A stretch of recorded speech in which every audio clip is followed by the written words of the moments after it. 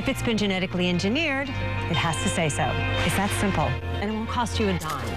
Chances are you have seen one or more of the TV ads running right now, either for or against Initiative 522 in Washington.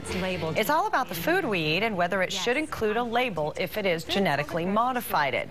But just like most of these issues, it's pretty tough to separate fact from fiction. And Tim Becker spent the day digging into the campaign confusion to help you make an informed decision. And what did you learn, Tim? Well, Jeff, the campaigns for and against GMO labeling are drumming up near-record fundraising because it involves food, which of course we all eat. It is a hot-button issue, and so a lot of money is being spent to spin it two different ways. That's why it's easy to lose sight of what is really at stake. That's the exact opposite of truth in labeling. The gloves are off. The pros say this. If it's been genetically engineered, it has to say so.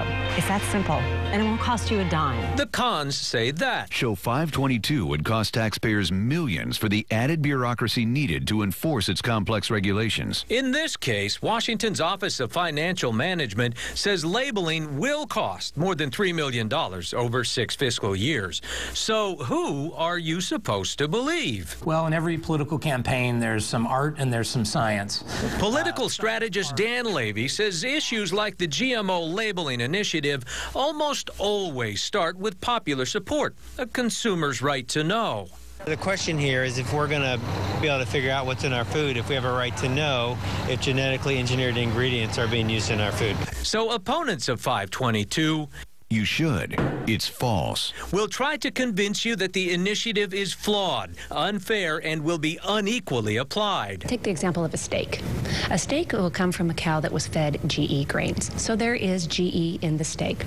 It's exempt from Initiative 522. That's where we as consumers get misled. So in the case of the GMO measure, you've got how the measure will be implemented being attacked versus the very premise of labeling itself. Look into the facts about this misleading and costly initiative. No on 522 has raised about $11.5 million. Their opponents, about half of that. All of it, though, fuel to burn as they race for your vote. The proponents have about a 3-lane road they're going to run down. The opponents have like a 12-lane freeway.